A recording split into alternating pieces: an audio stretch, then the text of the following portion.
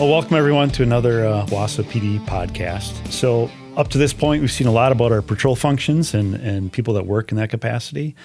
Today, we're going to dive a little bit more into our investigations bureau. So I'm Captain Nate Cihlar with the Wausau Police Department, and we have a couple guests here with us today from the Detective Bureau or Investigations Bureau.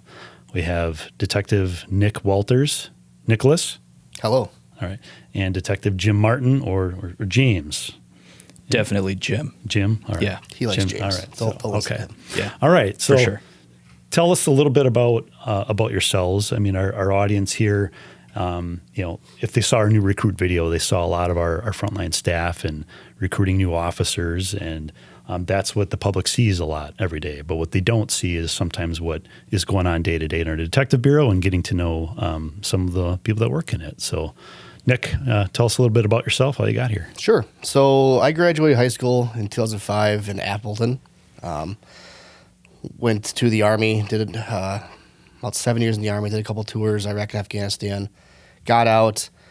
Took a long time to decide what I wanted to do post-military service, and policing kind of just kept popping up as something that there were a lot of parallels to the job I had overseas to law enforcement currently. So went through the academy, put myself through that, and got hired here in 2016.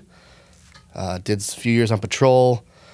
2020 went over to the drug task force at the sheriff's office, did that for a couple of years, and then joined the bureau in April of 2022. All right. So 8 years in, going on 9 years? Yep. Okay. Yeah, 8 years was May 2nd this year. And you come with the gray hair, or is that a result of the... I had a few poking through, I think, when I got sworn in, but it's definitely accelerated. All right. Okay. Maybe job related, maybe not. All right. Jim, what do you have for us? Well, I actually grew up in Wausau, so I grew up on the east side, and I still obviously live here. I live maybe about 10 blocks away from the house I grew up in. So when I was a young guy, I definitely strayed a little bit, got into a little bit of trouble, nothing real serious, but I had some memorable contact with some members of Wausau PD, and I wound up getting interested in law enforcement. And as I had gone through college and went through, this was the career path I wanted to be on. So I worked part-time for a couple of other agencies before working for the city of Wausau. I was hired here full-time in January of 2015 as a patrol officer. And then I worked in the Victim Resource Unit for 3 years and was assigned to the Detective Bureau in January of 2020, right before COVID kicked off. So you both came in about the same time, close. You said 2020. Well, no, I started in the drug task force in 2020. Okay, that's what. So your investigations experience. But okay. I think we all had that. We all experienced the COVID crisis together. Same. Yeah, that was a weird time. Yeah. I'm glad it's over. I got to grow my beard back, which is good. I'm happy about that. I've got about as many gray hairs as Wally now, so Sure. I'm living in that world, but I'm All good right. with it.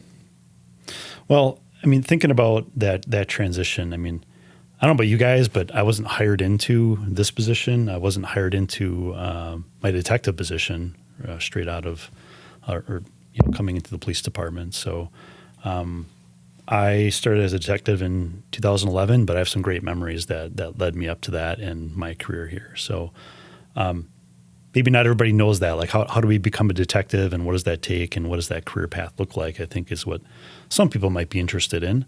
So certainly we can talk about the Bureau and what that does every day, but for everyone who doesn't see what you guys do every day and how you got here,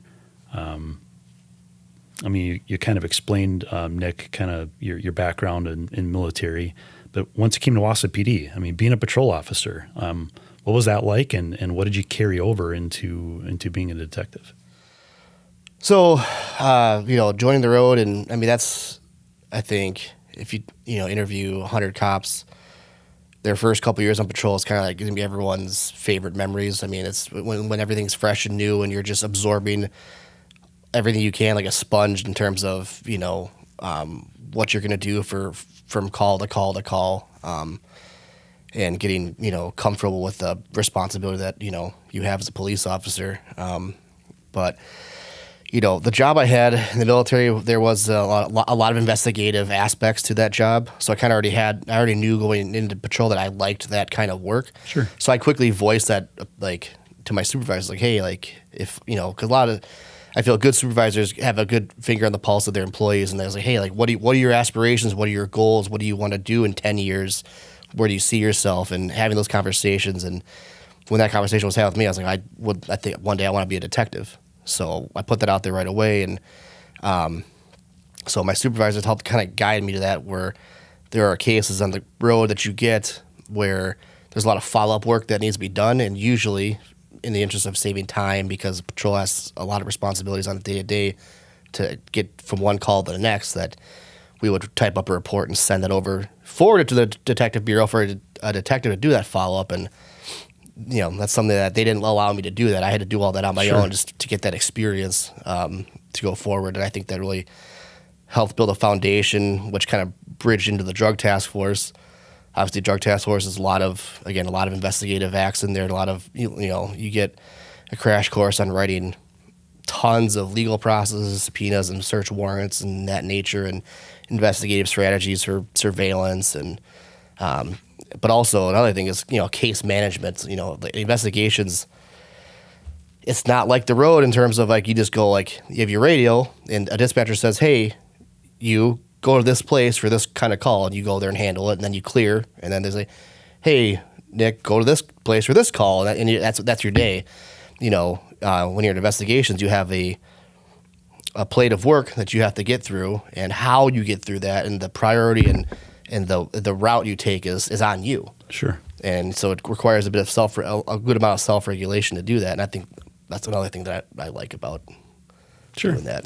Well, I think you kind of pointed out what a lot of people may not see every day with our officers, and how we all start out here. I mean, it's you go to those calls, and you're taking the next call on the radio, but there's often still work to be done on the prior call, right? And our officers building their investigations experience. So what you're saying is, when you become a detective, I mean, your investigation skills had to start at some point before that. So for Jim, what about you? I mean, starting out, what positions did you start out here in, and how did you build that skill set to become where you are? Well, I started out obviously as a patrol officer, as everybody does. I think Wait sometimes. a second.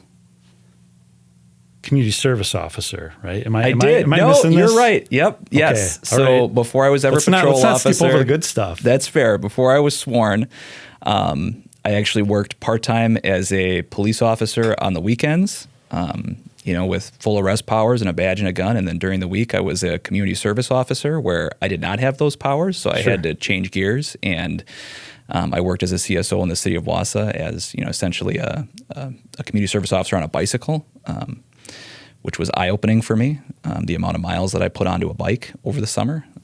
But it was, I would say that was probably one of the most fun jobs I had in the law enforcement field, was being a community service officer. Well, let's carry that forward a little bit more, right? I mean, that's another thing that I think our community has seen here. They're very visible during the summer, and how they support our operations here, whether it's patrol and investigations. But thinking about, when someone meets Detective Jim Martin, they think, oh, he got this far.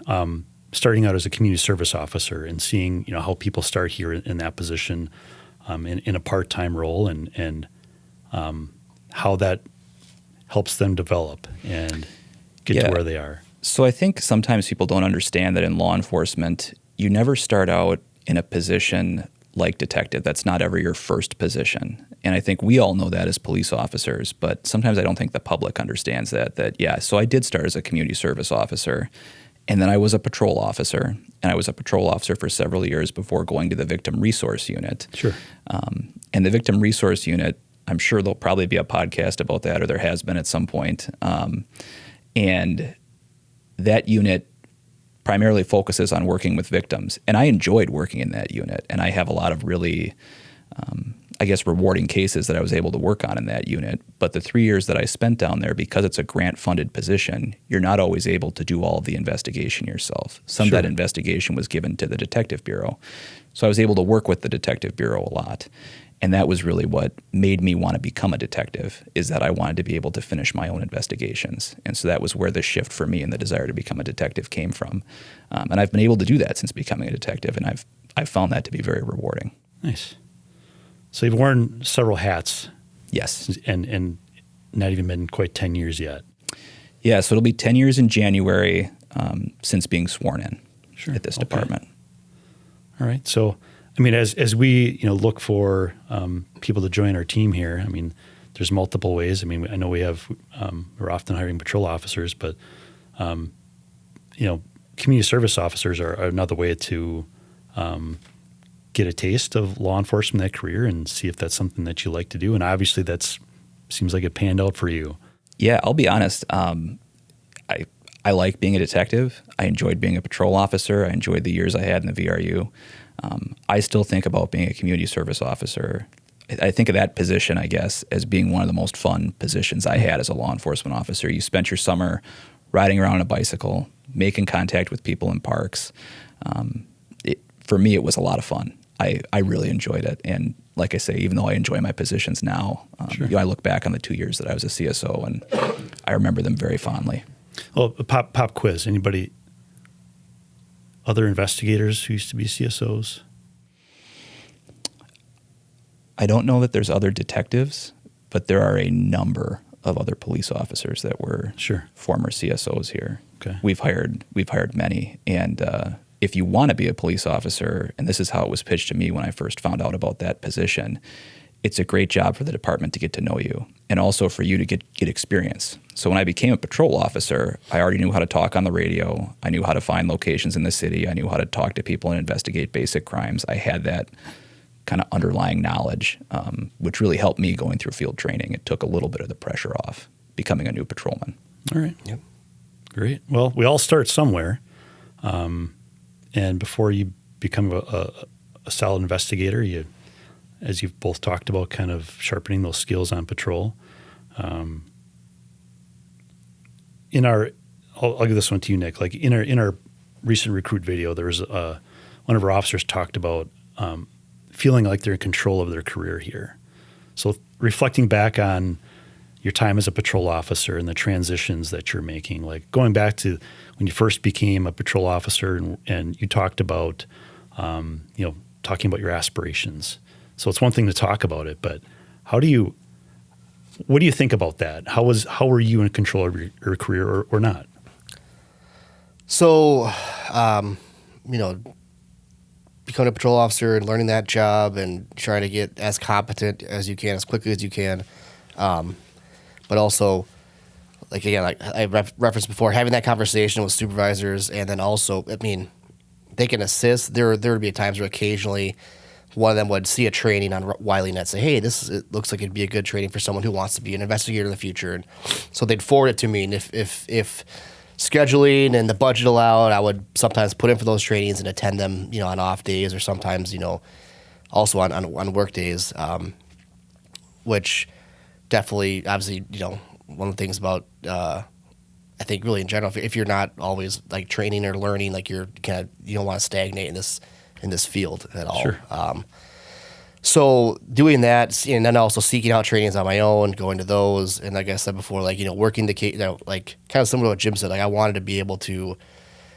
My goal was to not have to send my case or send my work to the Detective Bureau. That's kind of something I took pride in when I worked the road for. And there's times where sometimes coworkers would get frustrated with me. One of my coworkers used to call me the king of follow up because I had a case once where someone dropped a credit card outside of a store on the west side, and someone found it and decided to use it all over Marathon County before the victim caught on and put a hold on the card. Sure.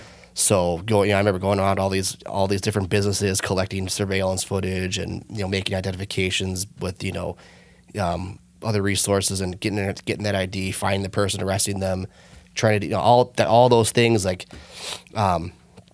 I want to do that myself versus having to ship it to someone else, because I didn't know a lot about our detectives at the time. Like when I got here, we had a lot of really seasoned detectives, and I was kind of the mindset of, they're very senior and I'm very junior, and I'm not going to bother them. I'm going to, mind my own business and try to just, but if I can try to, save them from doing work, and gain valuable experience, and for myself, I guess what I wanted to do on the road. So having that and being allowed to do that by my supervisors at that point in time, like it did feel, it did feel empowering, and it kind of, like looking back, like, that really, if it wasn't like that, if I wasn't able to do those things, like I'm not sure, I mean, if my trajectory would have stayed the same. Sure. I guess.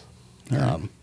I think that's a double-edged sword, though, because you are in charge of doing all that follow-up, but there also is nobody else to transfer it to. So some of the cases you get that are really complicated, there's a lot of pressure on you to be the one to solve it, and you've got to put things together because there's not, sometimes if you're in a position where you're able to transfer that case to a different investigator, you feel a little bit less pressure. But in these cases where you're the one who's responsible now as the detective, that case lives and dies with you. And so your responsibility to solve it, I think, is, I think it adds more stress, in my opinion, for me at least. Sure. Well, I mean, I remember that, and I'm glad you pointed that out in terms of, you feel a little bit more responsibility because your responsibility is to try to wrap that up as best as we can, hopefully resolve Absolutely. it, bring justice for the victims in that. And as you talked about the VRU having some of those more direct connections with the victims afterwards, when they're grieving and they're going through the process in the aftermath of what happened to them. So that's a good point. Yeah, I think it's, the victim's looking at you to solve the case. The district attorney is looking at you to put a case together that is worthy of prosecution. Your supervisor's looking at you to close the case. I mean, there's pressure there, but it's also rewarding when you get the job done. Sure. I think having that extra pressure, for me at least, when I close a case, it makes it, I guess, more impactful for me. I feel a higher sense of satisfaction from it. All right, great. Well, I guess same question to you. I'm assuming no one just picked you up and put you in this detective position, right? No one just said, Jim, you're the guy. So no, they did not. Like thinking back, you talked about being a CSO and then a patrol officer. Like, what were the things that you look back on and say, and either in talking about being in control of your career, whether it's here or another police agency, you're a detective now 9 years in, coming up on 10 years. What are some things that you felt impacted your ability to be in control of your career and get you where you are, whether it's things from the police department or things about yourself and how you developed? Well, I'll be honest, as a patrol officer, maybe a little bit different than what Nick had said, I had absolutely no desire to be a detective. I didn't, not in any way look down on the detective bureau or what they did. It just wasn't something that was on my radar when I was working as a patrol officer. Where I became interested in working in the detective bureau was really when I was working in the VRU, in that victim resource unit. One thing I'll say about the city of Wausau is that we do have, career opportunities beyond just working as a patrol officer. We've got, the SRO program, VRU, we've got special teams. And sometimes I think being involved in one of those special assignments can kind of change your interests.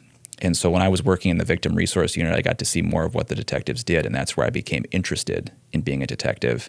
And I think because I had that interest, a lot of the more senior detectives that were here, you included, let me work on cases with them and taught me things. And so as I went through those years in the VRU and got exposed more to the detective bureau and got interested in that career path, I got to work on more and more serious cases. And so then, eventually I became a detective, but it was a result of kind of taking that initial leap and going to the victim resource unit when I wasn't really sure if I was going to enjoy that or if that was going to be something that worked for me.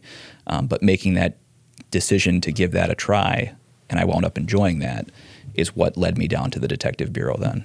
Well, I mean, everyone's path is a little bit different. I don't remember it being a cakewalk to get there. I mean, we have lots of good people here. Lots of people put in for these promotions. And I mean, you talked about the things that you were doing as a patrol officer, Nick and Jim both. Like, here's how I worked to get to this point. So I don't remember it being an easy road. I mean, that it was Sometimes, you know, as a patrol officer, you can take the easier, convenient way out for that day, or you can try to track down the next lead, turn over that next stone, and see where it leads, and you know, having that natural curiosity to go after the next thing. So, and the hard part was always trying to carve out time to do that and still feel like you're being a good teammate and you're taking responsibility for your calls and those kinds of things. So, but I think on that topic, that's the thing that I enjoy about being a detective is we have the luxury of more time. You know, our patrol officers often, especially in summer months, are running call to call to call. And when these complicated cases come up, as a patrol officer, your time is so split between emergency calls for service and you have to go to, you know, the next call that's coming from dispatch, where in the detective bureau, we're able to say, okay, this is your case, run with it until it's done. And having that luxury of time for me, I think, is something that as a detective we get that I think is really beneficial. Sure. How does that your day-to-day, you know, relationship with patrol bureau, like what are some ways that the detective bureau can support, you know, our patrol operations on a given day when they're running call to call? How does that look? Obviously, we always have at least one of us has a radio on. In our, you know, our office area is enclosed and it's kind of small, so one radio is enough we usually can all hear it. So if there are emergent calls or, you know, sometimes like foot pursuits or something like that, and we can all throw on our vests, hop in our unmarked vehicles, get out there and try to help establish perimeters, try to, you know, look for these suspects, because again, we're in an unmarked vehicle, so, you know, sometimes maybe we can not be noticed by them or they don't readily identify us as a police vehicle when they're, you know, trying to run through backyards or cut across streets, etc. So the public, they're not really seeing you necessarily because you're not out in that marked squad car and full uniform and all that, right? Yeah, So, and you know, there's been times where, like I know the patrol division is like Jim said, they're going call to call in the summer months sometimes, and that doesn't stop people from showing up to the department to report crimes or to report, you know, issues. And so I know a few of us at times, like if we're, you know, we know everyone's out working on other emergent calls, and we see, hey, there's a walk-in away, like one of us will just go, we can walk out to the lobby and speak to that citizen and you know, figure out what their concern is and you know, handle that. No different than a patrol officer can, because like Jim said, we all started in patrol. That's where we all started, so we can all take those complaints and we know how to, you know, we can draw a case number. We can work it ourselves. It's okay if that's needed. Sometimes it's not needed. Sometimes it's simply a conversation that we have with people, and that's just, you know, that way when our officers do clear up from whatever they're doing on, they're not going to have a stack of calls waiting, you know, that we're able to kind of help them with. And I think that's one of the best ways we can partner with them, and also keeping them informed with, you know, when they send us a case, like let them know, like, hey, like this is what happened with this one you sent me, whether it's regardless of what the case is. And I think because I think that's important to, you know, when you have a case like Jim said, you get it when you're a detective. It's yours alone, and you're like the last line. When you give it to someone else as a patrol officer, that's it. Like unless you know, kind of wait a couple months and then go, you know, look through records and read reports and read supplemental reports, like you're not going to know what happened. Sure. Essentially, so letting them know, like, hey, like this is what happened, and so this was essentially the disposition of the case you forwarded to us. I think is another, you know, helpful support option for them, so they know they have that, essentially that closure on that case. Well, other than being assigned cases or picking some up on your own in that context, you know, like yesterday, walk us through. I wouldn't say a typical day. Like yesterday, you know, I saw you guys were going out on some things. So, like something that just pops up. Like what was going on yesterday? Well, I think, you know, just to back up for a second, sure. I think the big thing we do as far as partnering with patrols, we take over all the follow-up for any case that is going to involve long-term follow-up. So anytime a patrol officer receives a case that is going to be an investigation that would need to extend beyond the end of their shift, we're generally going to take that over. But that ties in really good with what I spent my day doing yesterday. Is we have a number of cases that are being prepared for jury trial right now. And so, like we talked about, you're responsible for finishing that case as far as closing your report out, but also helping the district attorney get that case ready for a jury trial if we're going to have one. Sure. And so most of the day yesterday, I was doing a follow-up investigation related to preparing for a couple jury trials we have coming up, working with our district attorney. That's what I did for almost the entire day. Sure. And today I'll be working on other new cases that I was assigned by my lieutenant that need to be completed this week as well. So your day doesn't have... There's not really a typical day as a detective, and you're responsible for your own time management. So you might look at your schedule and say, okay, I can work on this case that I was assigned for an hour, and I think I can budget that amount of time and get this important interview done. But now I know in the afternoon I have to switch gears. I have to go work on a different case that I was assigned that also needs some attention to get it prepared for the court process. And I think that can be one of the most challenging things for a new detective is that time management, because you are juggling a half dozen cases at a time, and you're working on them as evidence and as leads come in. If I send something, for example, to a lab for testing, it might take me a month before I get that back. But when I get that testing back, now I need to be prepared to jump back into that case and do what needs to be done to complete that case. So I can just speak for my day. That's what I did yesterday, was work with the DA's office all day. I don't know. Yeah. Yeah. What's what a you were random working on, but- Monday, Tuesday, Wednesday look like? Yeah. Yeah, I mean, like Jim said, that's one thing I love about policing in general is there is no typical day. If someone asks you that question, there is no typical day. But you referenced us going out yesterday.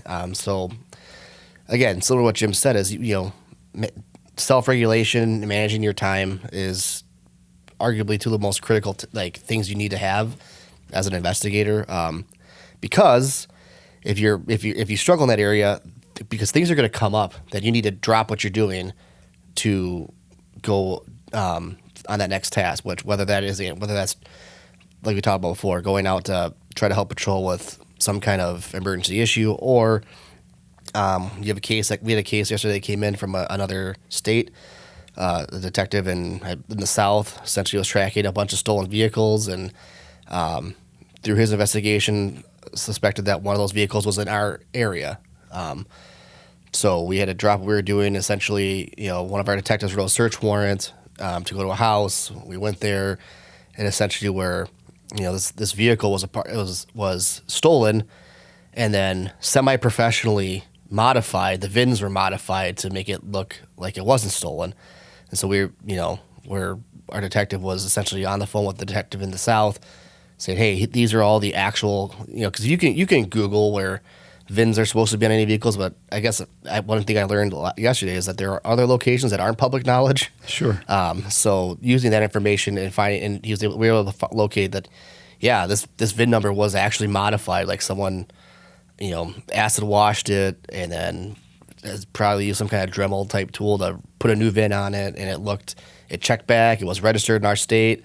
Even though it's not the actual VIN assigned to the vehicle that we had, the physical vehicle that was here in Wausau. So doing that, and that was a process, because we had to serve the warrant, and thankfully the person who resided at that residence was cooperative. It wasn't a kinetic event, Sure, of that nature, but it was just a lot of digging around and trying to find all these locations where these VINs could be. But it wasn't something that you had planned on the day before. Definitely. It just pops up. And if 9:00 Monday morning, I had no idea that was going to happen. Sure. And sometimes that's the thing where, you can have the best laid plans, but all of a sudden something's going to fall in your lap, whether it's another case that gets assigned by a lieutenant that is more urgent, or again, an emergency event in the city, or again, assisting a coworker with one of those situations that just dropped in their lap. That's where the time management part is important, because if you're lacking that area, you're going to fall behind quick with those things that come up unexpectedly throughout every week. Maybe Jim, you can talk about some of the priorities within the Bureau and how you prioritize some of the things that come to your group. So, I think that for me, the first priority I always have are crimes where there's a person who's actually been somehow injured, like crimes involving bodily harm, right? Sexual assaults, reckless endangerment, any type of incident where somebody's hurt, right? Those are what I would prioritize first. And kind of to what Nick is talking about here, those major crimes can happen at any moment. I mean, we could be in the middle of this filming right now, which I'm really hoping does not happen. Maybe someone can knock on wood back here. But you never know when those things are going to happen. And so you work on your cases the best you can to be ready because, at any moment we could be called to go to a house where, maybe somebody was seriously injured in a stabbing or something like that. And so for me, I always prioritize those crimes where there's a victim that's been injured. The other thing I'll say is we're frequently conducting residential search warrants, and that's a big part of our job is preparing for that and executing those safely. We did, I think, 3 of them last week as a unit, and we, I'm fortunate to work with guys that we have a lot of camaraderie. We're all very close. We work really well together, and so we're able to go and take care of those things, typically very efficiently. But in a typical week, you might wind up going to multiple different houses and conducting search warrants, collecting evidence, maybe arresting offenders, interviewing people. And so we would prioritize those things as well, where we need to go out and secure evidence yet. I'm always uncomfortable when I get a case and I know that there's a piece of evidence that's going to be important for me and I don't have it. That's something I always prioritize to work on right away. But you always are going to have, no matter what, in addition to those crimes that involve injury to somebody, you have a lot of property crimes. And I think a lot of people who work in law enforcement think about like the cool homicide detective going out and working on a really big homicide investigation. But I definitely think that there are a lot of cases involving property crime that's really rewarding because citizens in our community, when somebody steals something from them, damages something, steals their car, goes in their garage, steals their snowblower out of it or something like that, and we're able to return those items to them. That also is very rewarding for me. It probably seems kind of strange, but some of those more mundane crimes can also be very rewarding to work on. And so it's always a balancing act because you have these cases that, you're always going to be working on fraud cases and property crimes and trying to balance those with, I think everyone would agree if we have a sexual assault victim, their case should be at the head of the line for what we're going to work on initially. And so that's where I prioritize is which case has impacted the victim's life the most. And I work on the cases that have impacted the victim the most. And then I try and, triage and complete my other work. The goal is always to get everything done in a timely manner. Sometimes as a detective, you might work on a case for 6 months or a year before you really put it away. Sure. And so staying on top of those cases is important because, like I said, at any moment you can be assigned a new case as well. And a lot of those new cases are going to come to you. For example, this week I am on call. So at any time throughout the day or night, the department can call me and tell me that there's been some kind of incident that I need to respond to as a detective. And I might wind up writing a search warrant. I might make an arrest. I might just have to photograph a scene and collect some evidence. You never really know what your role is going to be, but during that on-call week, you're always going to collect new cases. And so staying on top of your case management is important because the last thing you want is for a victim to have to wait for an extended period of time because you didn't manage your caseload properly. That's not fair to them. No, that's good perspective. Maybe along with that, our public maybe not know. They may not know how large or the scope of our actual investigations bureau relative to other cities, right? They know we have detectives. We have currently 7 detectives. Yep. Total, but sure, that sounds right. Yeah, so we have 7 detectives. We have a couple supervisors with investigations bureau. Relatively speaking, when you think about anything can pop up in any given day, as opposed to say a Madison or Milwaukee. Like, are either one of you assigned to like this is the only type of caseload you take? I don't. No. Versus No. Yeah. So, no, you get assigned a variety of cases, which it's good. It keeps you sharp. Sure. Right? You don't forget how to work other cases because you're constantly receiving a variety. But exclusive homicide detective isn't a job we have here, though, right? That's Nope. So Yeah. No, those cases, for us at least in this agency, those larger cases, if we would have a homicide, they're basically all hands on deck, and everybody gets to the scene, and we work those cases together. You never, especially like the homicide ones are a good example because you're not working those cases by yourself, and you can't. There's too much to do. You wouldn't be able to. You have to rely on your coworkers to work with each other to solve those cases. All right. especially when it comes to significant cases, technology. I mean, we can talk probably a couple hours on that, right? And you're thinking about where you started and when you started here and what technology looked like with your investigations as a patrol officer compared to now, and even in the last 4 or 5 years, and what that's looked like. I know, Nick, you have some experience from the military with technology, and you talked about getting in the task force and things like that. But general comments, specific comments on evolution of technology, how it helps you, hurts you in investigations? I mean, I think probably, the technology-wise, I think the biggest thing that's grown, because I've only been a detective for a couple of years now, so not a whole lot's changed since I started being a detective, but over the course of my whole career, over the course of when I was in the military, as well as cell phones is the big thing that's changed the most, I think, in terms of now everyone has one. Not just the fact that everyone has one, but what is all on that device and what can all be gleaned from that device. Sure. with the proper application of legal process or consent. And I think that's probably the biggest thing that's changed is that, people have their phone on them at all times. There's been so many cases where a large piece of evidence is that device, because that device shows that, hey, like, you said you were sleeping in your bed at this time when this burglary was committed, but how come your phone GPS has you inside the house that was burglarized? Can you explain that?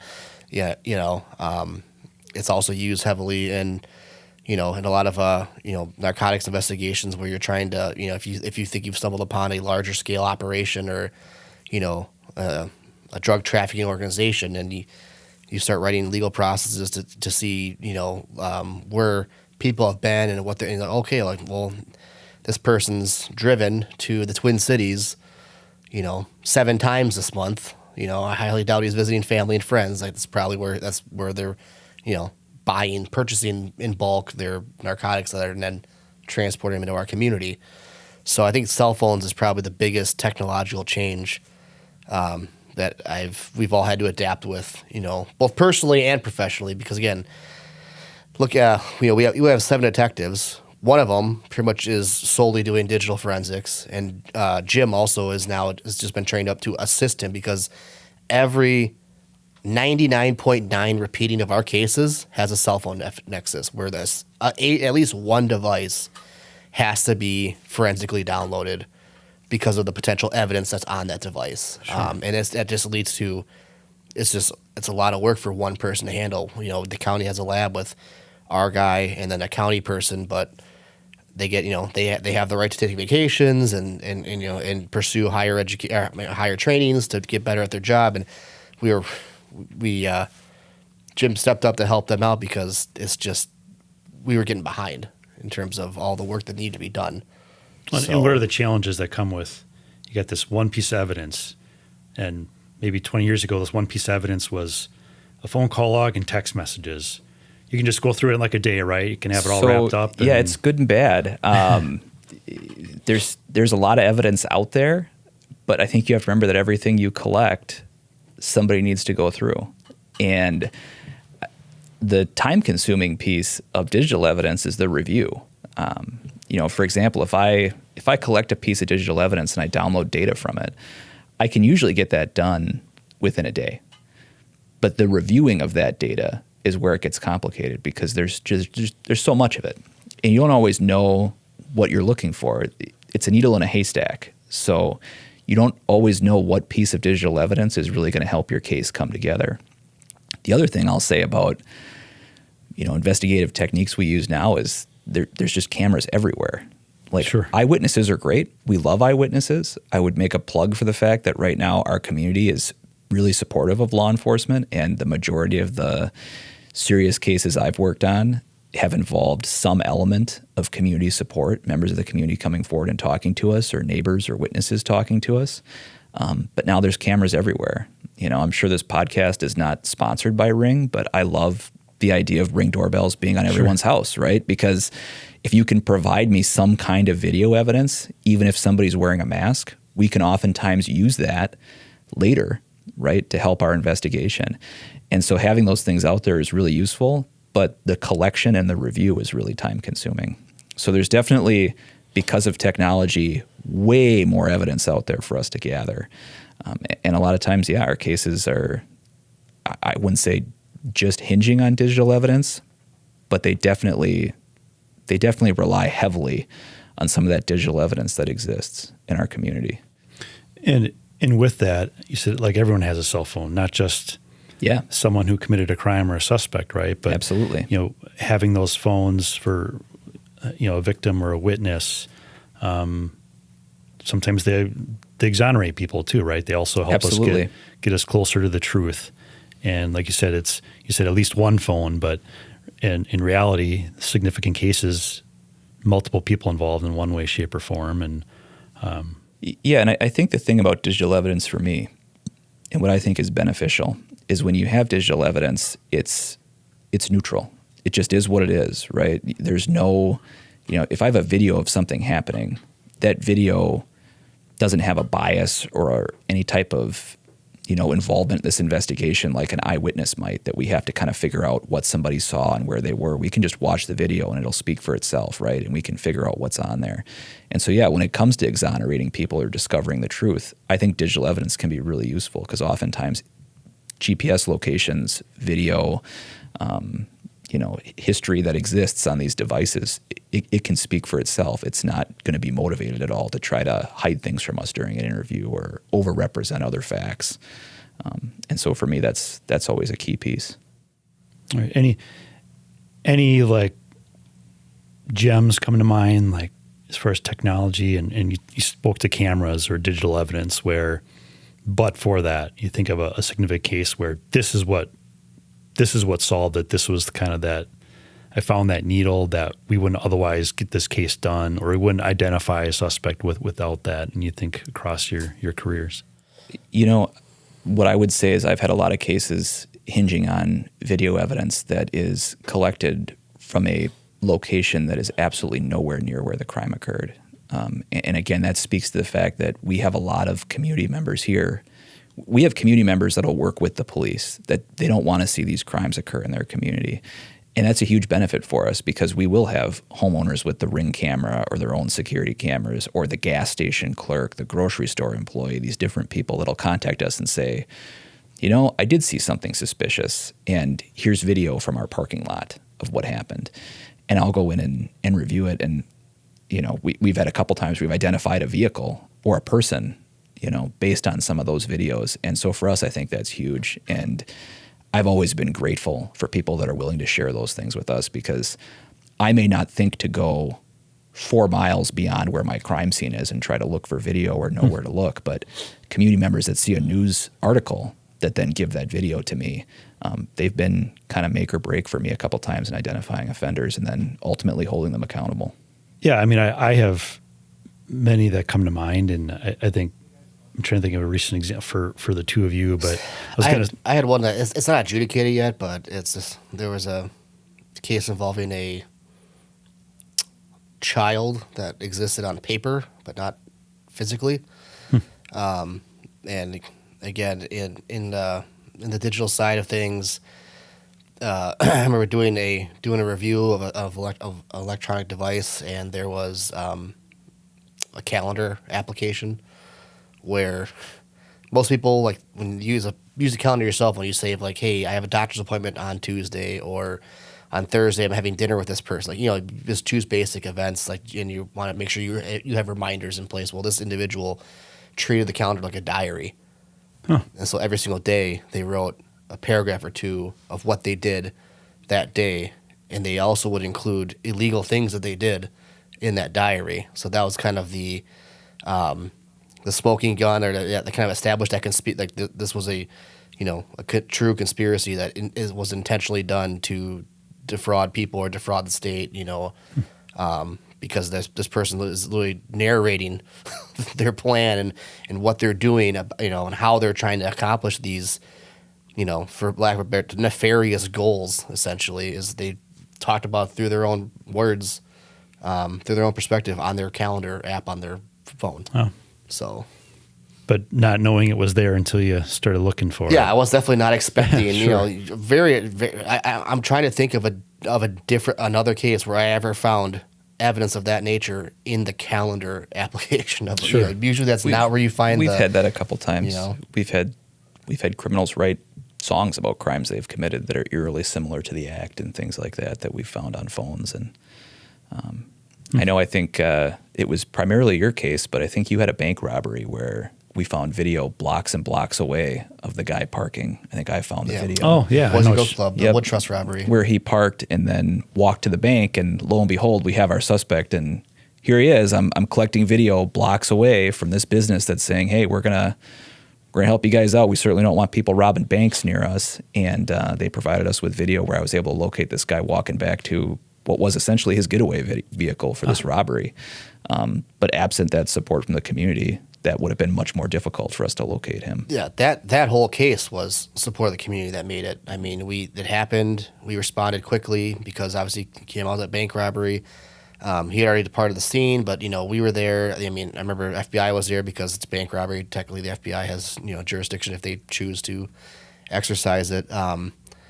And we put out, I believe, we put out that press release with that one of the still frame shots of the surveillance video, and within 30 minutes, 45 minutes, we were getting contacted by citizens who were providing identifications that ended up being correct. Hey, this is this person. Like, I know this person personally. I hang out with this person or whatever. I used to hang out with this person, and that's what.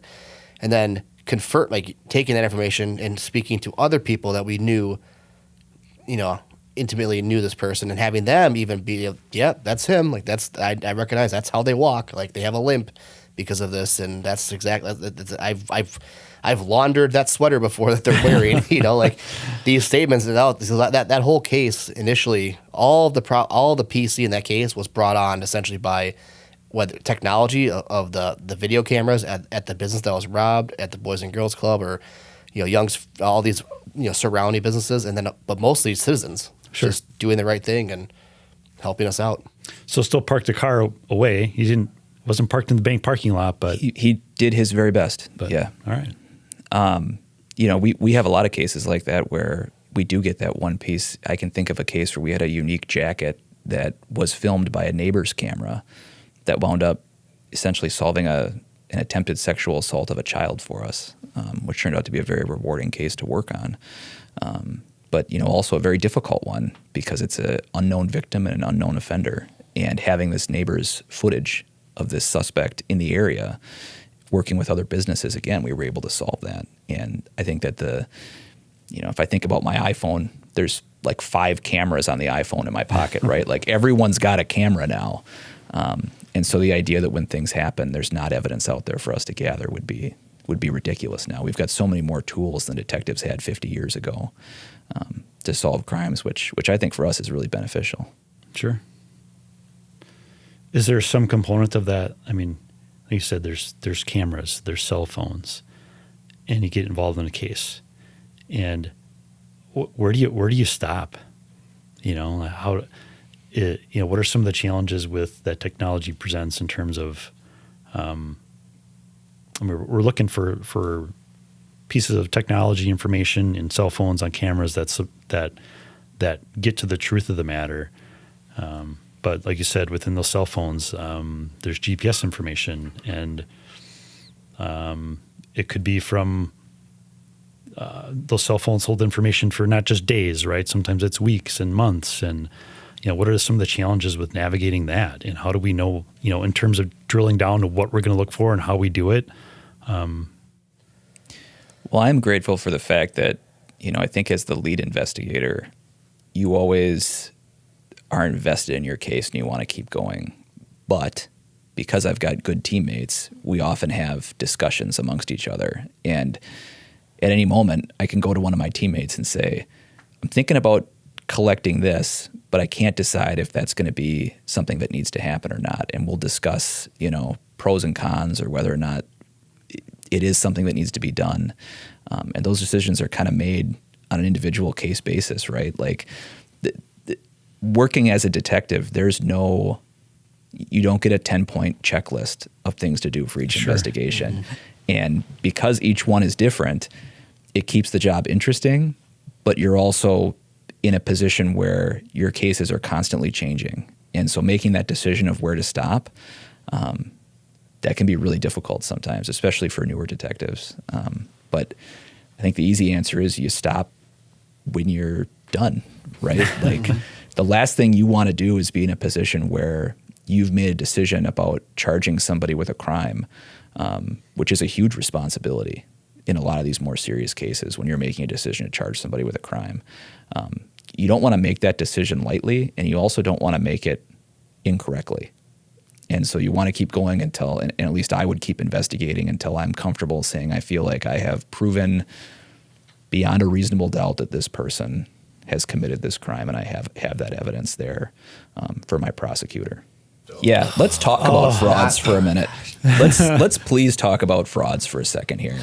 Yeah.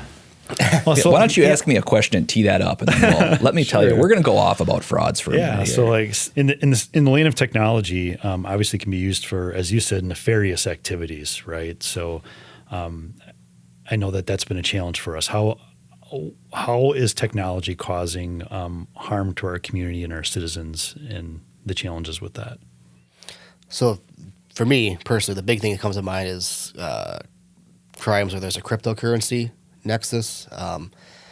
We seem to be getting an influx of cases where there's always been cons and like snake oil salesmen and scams since the dawn of mankind essentially. But these newer ones where these people, generally older people in our community are being targeted. They're being contacted by a scam artist, being told, "Hey, your computer's been hacked. You need to give us money so we can fix it. Go to this Bitcoin ATM and send a Bitcoin to this address that we give you." Or, "Hey, it's your grandson. I'm in jail in Connecticut. I need bail money. My lawyer's gonna call you and he's gonna give you a crypto wallet. Go to the Bitcoin ATM and send him money." Because once they send it. Yeah, it's the challenge is the reason, and then there's the reason it's happening is because it's due to the decentralized nature of cryptocurrency and how crypto storage wallets are. We have that wallet. We can look it up on the blockchain and say, "Yep, there it is," but it's a storage device that we can't access. And then from that storage device, if they want to, they can send it. They can do dozens of transactions a day, sending it from wallet A to wallet B, B to C, C to D, and on and on and on. And every time it makes that jump, it's harder and harder and harder for us to trace it, or where we can or take action where we can get that money back. And so, and it's not necessarily people around Wausau here doing those no, transactions. these are generally mostly out of country actors. Sure. And it's I think frankly, what people need to understand, and I want to say this so that everybody can hear it, and hopefully lots of people will hear it on this podcast. There is not a government agency that accepts either Applebee's gift cards or Bitcoin as legal tender to pay any type of fine. You do not need to pay your warrants off with Bitcoin. iTunes gift cards are not accepted by the police department. And I also want to make it clear to people, because this scam is very common right now. We do not call you on the phone if you have a warrant and ask you to pay it off. That is not a thing that happens. Sure. And the number one thing that now I think gives me pause with technology is not only do scammers ask people to do that, right, to make these deposits with cryptocurrency, but now they're able to spoof phone numbers. So you may get a phone call from a number that actually is associated with the Wausau Police Department. They may say, "Hi, this is Detective Jim Martin," but it's not me. It's a guy maybe overseas, and he's trying to convince you have a warrant and you need to make him a payment. Sure. And so there's two things that I would say. Number one, be very suspicious of anybody that asks you to pay them with Bitcoin, because they're probably somebody you should not give money to. The other thing I'll say is, if you are on the phone with somebody who is claiming to be a law enforcement officer or claiming to be from the IRS or claiming to be from a government agency, and they ask you to send them money, my recommendation would be to end that phone call, look up the real phone number on, for example, if it's a City of Wausau Police Department employee, you can look up our phone numbers on our official website, and then you call us so you know you're talking to one of us, or come to the police department. A lot of these scams are really intricate, and we see people lose a lot of money. I mean, I've seen people lose $100,000 in some of these scams over the Sure. phone, and it's terrible. It's absolutely terrible. And these scams, because they involve a lot of overseas transfers, are very difficult to solve. So be suspicious of people that are asking you to send them money, especially large amounts of money. Be very suspicious of that, is what I would say. It's a multi-billion with a B dollar industry, like worldwide. Sure. And I mean, yeah, we are not immune. I think my last case, the loss was $50,000. You know, one before that was $12,000. I mean, these scammers are it's their job. You know, they get money from defrauding our citizens, and they will not stop until that phone call's ended or the money runs out. You know, there were times where some cases we had where, you know, the scammer they did like 6 different transactions at the same ATM just because they wanted more and more and more money. Finally, like the 6th time was the thing that finally clicked for our victim. Like, wait a minute, Sure. like I've already done there. You know, that's when that triggered that suspicion, that natural suspicion. Right. But we- yeah, 'cause we similar to have- what Jim said, if anyone you're talking to wants you to do anything with cryptocurrency, hang up the phone Because we do have Bitcoin machines here in Wausau. everywhere, Right? almost They're like most of our ATMs, gas so, like, stations all have them. Yeah. yeah, So people use Bitcoin for legitimate reasons as well. Sure. Unfortunately, it's just also a really good way to launder your fraud money, right, into legitimate money that you can use somewhere else. And yeah, we have a ton of Bitcoin ATMs. But again, there will never be a government agency that directs you to make deposits into a Bitcoin ATM, right? And there's really no reason why you should ever have to do that in a world where you know, transferring money between banks and having debit cards and things like that is so easy. There's just no reason for anybody to ask you for payment that way. Yeah, you know, we see that with our, you know, to pivot from. I guess there's also a technology aspect. You know, personal banking has changed a lot in the past 10 years in terms of now you can deposit checks with your cell phone, with mobile deposit apps for most banks or credit unions around.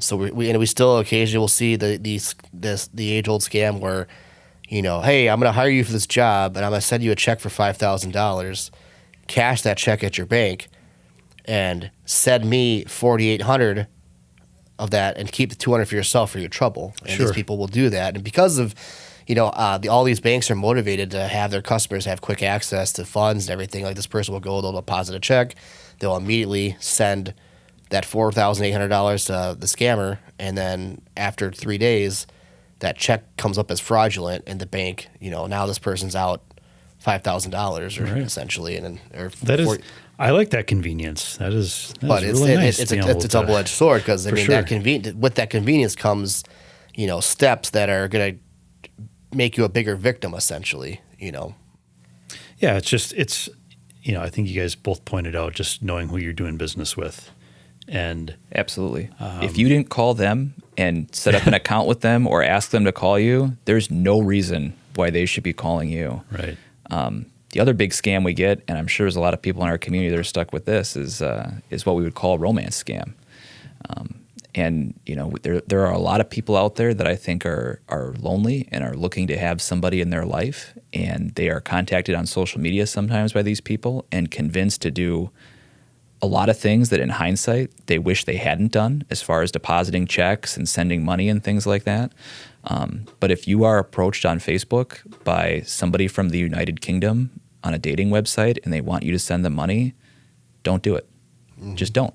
It's not worth it. And we see people who I think are not bad people who get caught up in these things and they lose a lot of money.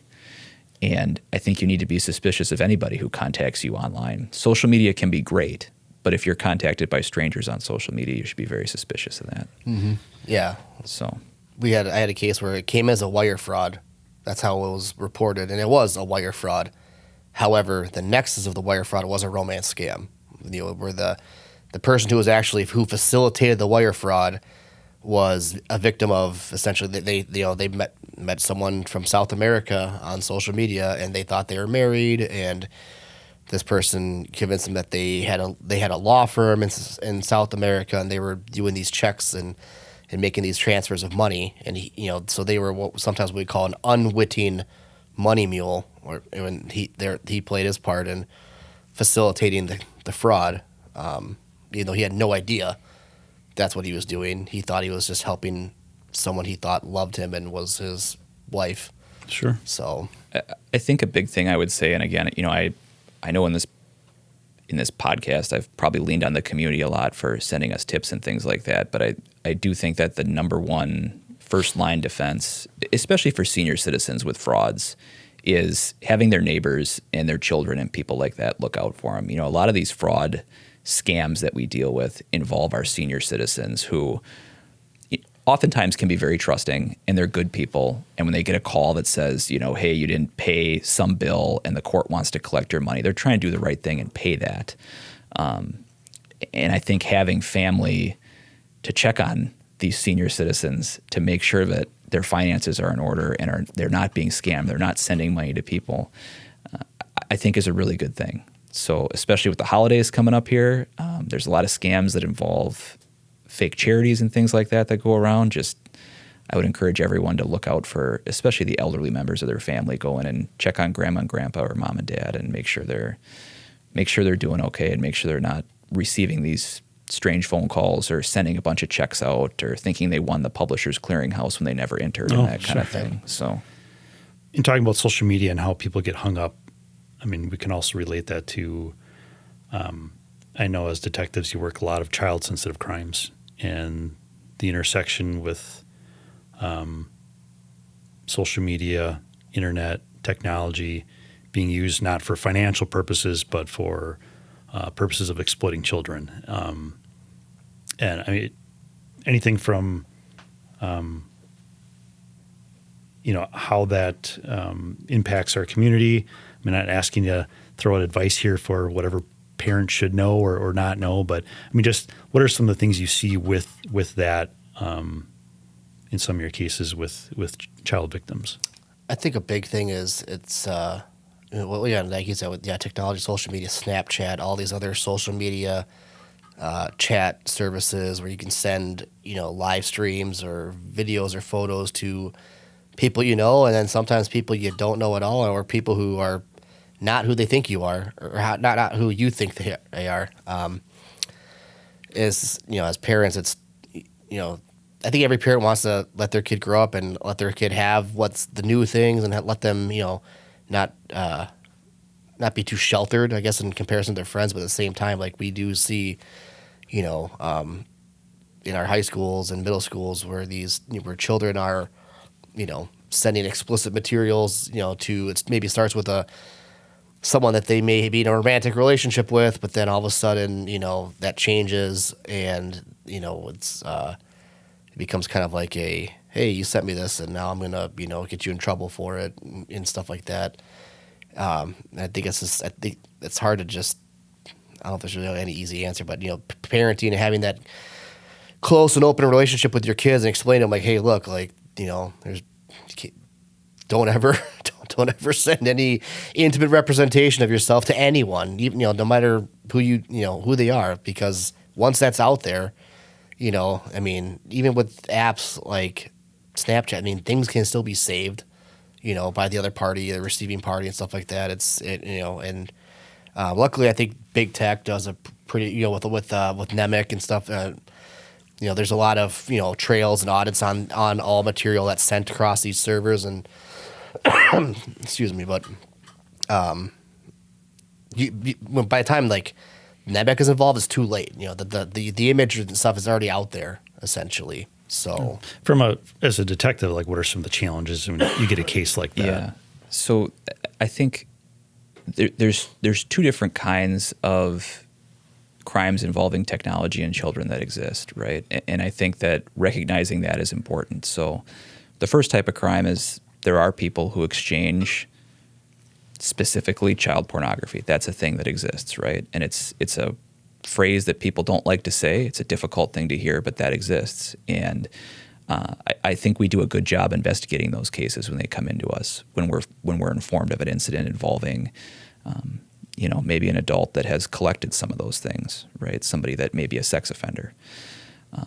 those cases are different from cases that we get a lot now where in, I think, the modern age, it's really common for people to, in relationships, and sometimes even not in very serious relationships, exchange, I guess, intimate photos of themselves, right? That's something that happens frequently. And we do see a lot of cases where when a relationship ends, there may be threats by one of the people in the relationship to distribute those images, which, for the record, is a crime. And a lot of people don't know that. So if anybody out there finds themselves in a position where they did send a photograph to somebody and that person is using that photograph to either blackmail them or try to compel them to do something or threatening to use it as a way to get back at them for something they may have done, people should know that's a crime. And so we deal with a lot of those issues that come up as well. So I think classically when we talk about internet crimes involving children, we think about more of the sex offender that's collected images from the internet of children. But I think sometimes we forget that a lot of our teenagers nowadays, just the way the culture is, there are a lot of images that are exchanged between kids who, even good kids do things like this. It isn't that, they're doing anything that, I guess they're not putting a lot of thought into it sometimes. And sure. I think people wish they hadn't done that. But we receive a lot of those cases. And I think a big thing in investigating those cases is recognizing the fact that there are certainly situations where people need to be held accountable for doing that, but there's also situations where it's teenagers doing something that they probably wish they hadn't done. And sorting out which one of those situations you're involved in when you initially receive one of these cases, because they are serious, especially when they involve images of children, is important, and it's very difficult. And it's also a topic that nobody enjoys talking to us about. For sure. So it's those cases can be very taxing on an investigator. Well, all right. So things that are taxing on an investigator, like talked about how long you've been here, how long you've been in your current roles, but longevity. You both got a little gray hair in your beard, but it's coming in fast now. It's getting exponentially grayer, I would like to say. It's gray squared. But so we talked about some of the challenges of the work and what you do here. Talked about some of the things that you find rewarding with the work.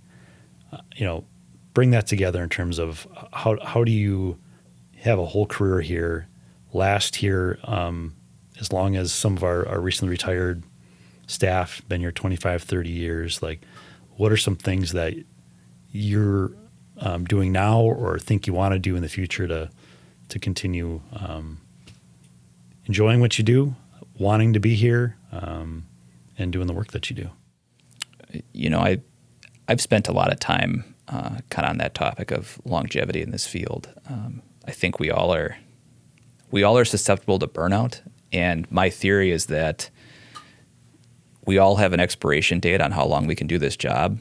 You just have no idea what date you expire and how long you can do this career. One day you're going to be in a position where I think you've seen enough and done enough that it's probably time to move on and retire. And I guess you just kind of discover that date as you go through your career. But for me, the things that I do to try to keep longevity in this field is have hobbies that have absolutely nothing to do with police work.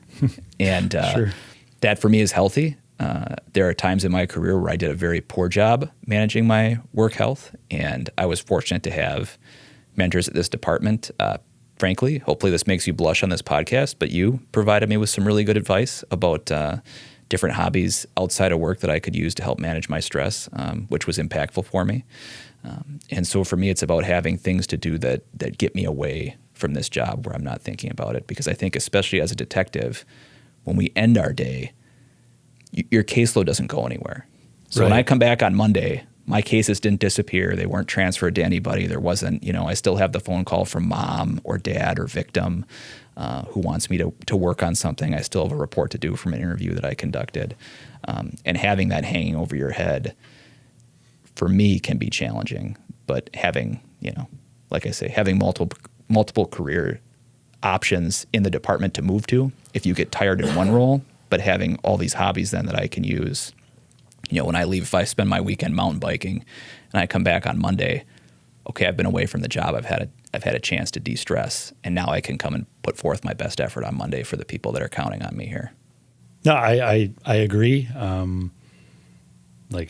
I think we've all struggled at times where you feel some of that weight Absolutely. and pressure, and you find yourself, you don't always recognize it at first, where you realize you're at home and you're still at work, so to speak. So that kind of that, be present wherever your feet are, at work or at home, and finding those ways to separate the two. Can be difficult, and I think we've all been in a spot where there wasn't separation for an extended period of time, and you don't always recognize it. But I don't know. I'm lucky that I got coworkers like Nick too who look out for me, and I look out for them too, So if you've got a stressful caseload for a month and you're feeling that pressure, I think we all look out for each other in the bureau to try and help. If we see somebody who's not handling their stress well, we look out for each other and try and help them with that. But you have that case where it's pretty fresh. Your victim or victims don't go home at night and separate it, right? I mean, they're still, in those days in the wake of a significant incident, still something they're living with. They don't really get a break from it. So, at the same time, it's not a 8 to 4 Monday through Friday job in terms of that side of it. Well, yeah, definitely not. I mean, I think one of the things with being a detective and working those more significant cases, one of the things that come to mind is unfortunately, we have a lot of drug overdose deaths. We generally have around between a dozen to 20 a year. Here, and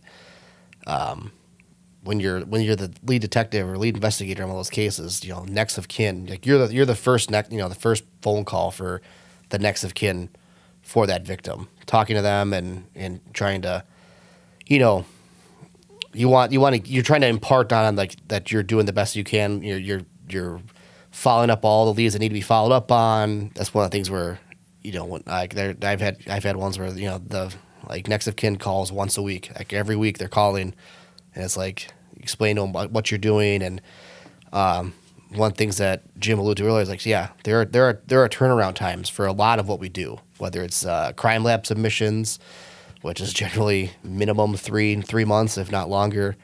Legal processes can take anywhere from days to months to return, depending on who you're subpoenaing or serving a search warrant to, and for what. Like records. Yeah, to other records places, or content, from social media accounts, et cetera. So, or this, like Jim said earlier, the review, if you have multiple cell phones to review, the review of multiple cell phones. I mean, your typical cell phone download nowadays is 50 gigabytes of data that you have to go through. And again, just find a needle in a stack of needles or a needle in a haystack. I mean, to find those pieces of digital evidence. And so, yeah, it's those kind of, I think those kind of situations can be very taxing, and yeah, it's definitely important to. And one thing this department does very well is, and I think, in general, is just keeping an open channel with mental health and stress and all that stuff, and making it so people, one of the common phrases, it's okay to not be okay and stuff like that. It's being in that environment where, whether it's your coworkers or supervisors or other members of the PD that may not be in your division or in your chain of command, so to speak, knowing that you can rely on them, and they're going to help pick. Again, if you're getting bogged down by something, they're going to pick up slack for you or help you. Hey, want me to write that warrant for you so you can do this instead? That kind of stuff is part of the camaraderie of a smaller unit or, team like that we have in the bureau, I guess, so to speak. All right. I think the thing that I find the most difficult as a detective is because you have that responsibility. We're all people. You're going to make mistakes, and you're going to have to learn from them. You certainly don't want to make them, but at some point you are going to make a mistake, and whether that mistake is making sure you have open lines of communication with, different family members, or how you word a question that you would ask an offender in a case during an interview or an interrogation, or even maybe not totally understanding how to collect a piece of evidence and having to learn how to collect and package a very specific piece of evidence. At some point in your career, you're going to make a mistake. And I think as a detective, the pressure to close cases and have them be successful can make any mistake that you make much more stressful, I guess, if that makes sense. So you feel like you're responsible for everything within an investigation. Anytime you discover something you wish you would have done better, for me, sometimes that pressure can bother me a little bit. That's probably where some of the gray hairs in my beard have come from. You get done with a case, even it comes to resolution that you think what you got what you're looking for with the victim. Was there ever a time you looked back and said, I did that 100% right, the way I had everything done, I did it. There's nothing I could have done better. No. Every single case I have ever been assigned as a detective, I have learned something from, and a lot of the things that I've learned from are from things I wish I would have done differently. And for the record, I have been very successful in closing my cases. Those mistakes are not happening every day, but there's always something you wish you would have done better. And in this job, at least, because a lot of times as a detective, you might be dealing with a death investigation or something very serious. You learn quickly when you make mistakes and how to correct them. Yeah, I mean, you talked about like with digital evidence and review, sometimes it is what it is, right? I forgot what the term you used, but it's impartial. It's impartial, right? It just is what it is. You think back to some of your significant cases, and you're talking with people. It's one person to another, and it might be a day later or a week later, and a question pops in your head, and what did I miss out on because I didn't think to ask that question? And I'm reminded of that at times where all of a sudden you get that nugget of information out of somebody from a question you didn't even think was going to lead to anything, but all of a sudden it just turns up this new piece that leads you to the next lead. So I know that's something I struggled with once in a while. I just always thinking, I wish I could turn back the clock and ask these things, but all the time. Yep. Yeah, and I think accepting the fact that you just need to come in and you need to, do the best you can with the case you have in front of you. And I've at least been fortunate that when I've done that and come in and given a case good effort, I've been successful that way. And every case you learn something from. I've gained something from every investigation I've done. So you don't have it all figured out yet? Absolutely not. Okay. Neither do I. No, I'd probably be like a captain at Wausau PD if I had it all figured out, Well, you go home at the end of the day and you think you got it figured out, and you go home and you don't think about work, and then you come back, and within the first 15 minutes, I would agree with all of that. You're learning something new every day, and it's not just one thing. No. You learn new things every day in this job, and I'd still say it's where I'm at. Like, it's continuing to have that open mind and knowing that there could be other things coming at me today, any given day, that I can still learn from not only people above me, but everyone below me, all the way down to the newest recruit and where they came from, what inspires them, why they want to be a police officer, why they want to help Wausau. And sometimes it can be overwhelming, but I think that's something that maybe a new thing for me in terms of longevity is just knowing that you never really got it figured out, but it's part of the fun is coming to work and what can I pull out of somebody else that I didn't know before that's going to help me, my personal life and work life. So I can say I've definitely been the detective on a case where a brand new officer in probation was able to figure something out that hadn't occurred to me yet.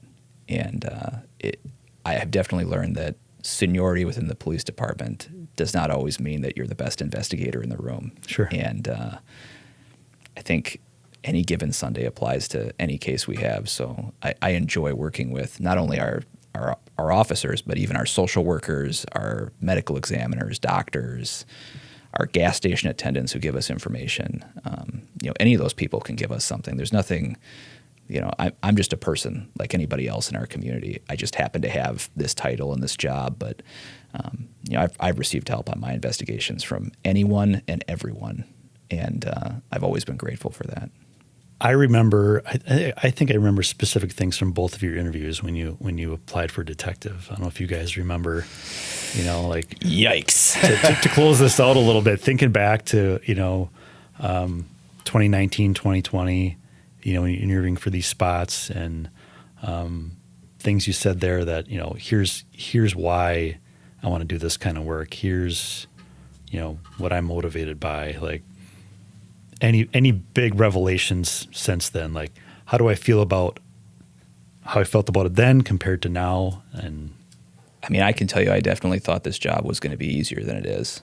I remember coming in and I think I gave a good presentation because I was selected, and I remember coming in and thinking to myself, like, how difficult can it be? I'll review video, I'll write some reports, I'll do a couple interviews. I would say that the thing that I learned becoming a detective is I had absolutely no idea what I didn't know. And the first time I was on a scene and a medical examiner was looking at me and asking me questions, and I thought to myself, okay, well, I guess this is what I do now. It's time to put some of this training I've had to use. And so that the biggest revelation I had getting into this role was just the volume of things that never would have occurred to me that were part of a detective's job. And a lot of those things are things I'm very comfortable with now, thankfully. But I'm sure there's a lot of other things out there that I can't even begin to think of what I don't know yet that I'm going to learn in the next 5 years. Great. Follow that up, Nick. Yeah, that is a tough follow. You got to think back and remember that day, right? Like, what did I talk about in that I interview? read the presentation, and I think we had to make a mission statement. I think, or I wasn't sure. Again, with the investigative experience I had from other positions or other jobs, and I wasn't sure how that was going to apply to the new to being a detective. Like, hey, how much is this going to help me, or is it going to hinder me because like the way we do things is differently than the way we did things in the drug task force, obviously, or the way I did things in the military. But it's I guess I didn't really have. I was more apprehensive of that. Like, okay, like how am I going to and also anytime you join a smaller team, you're like, okay, how am I going to fit in with obviously. We have a varying amount of experience or seniority, however you want to look at it, in terms of, and we all have different backgrounds. None of us, no one who's in the detective bureau currently took the same path to become a detective. True. You know what I mean? So, which I think is great. I think there's a lot of complementary knowledge, and between all the detectives that we have. But like Jim said, there is a takeaway from everything you do in this job. And yeah, there's cases I've worked where it may be my sixth case of this nature, but I'm like, whether it's more efficiency or just learn. That sixth case, I look back to case number one. I'm like, man, and I wish I did a lot of stuff I did for case number six, for case number one. And just instead of becoming frustrated or, looking down at yourself or just accepting it, like, hey, like, gotta just continue to learn, and continue to push forward with, the cases that are going to keep coming, because the cases aren't stopping. Right. So yeah, as long as I always look back and like, did I do better? Did I use what I learned and did I apply it to the next round? And for as long as you can continue to do that, to be able to accept that path. Yep, because again, this career, just like life, it's a marathon, not a sprint. Right. So it's gonna be more time, more experiences, more learning, and again, and technology. Everything's gonna continue to evolve and change. Right. Just like everything else. So yeah, we have to keep up for sure. Lots more to learn. Kind of interesting to think about where all that stuff will be. Like your perspectives. We'll do this again in like 5 years, right? Well, I'm going to get more gray hairs while we speak about the changes coming down the road. Starts managing our defense mainframe. So, no, well, thanks for that perspective, guys. Like I said, I don't know that everyone in the community is going to, sees what you do day to day or knows what goes on beyond that front line day to day. So appreciate your thoughts and insight. And I hope that that radio wasn't too noisy while we're in here, and some didn't pop up. But I guess that's part of the excitement, right? We're gonna go find out and see what's next. Yeah, you never know. We could walk out of this room and we could either get assigned a bunch of cases or get assigned nothing. And I guess that's kind of the life of the detective here. So.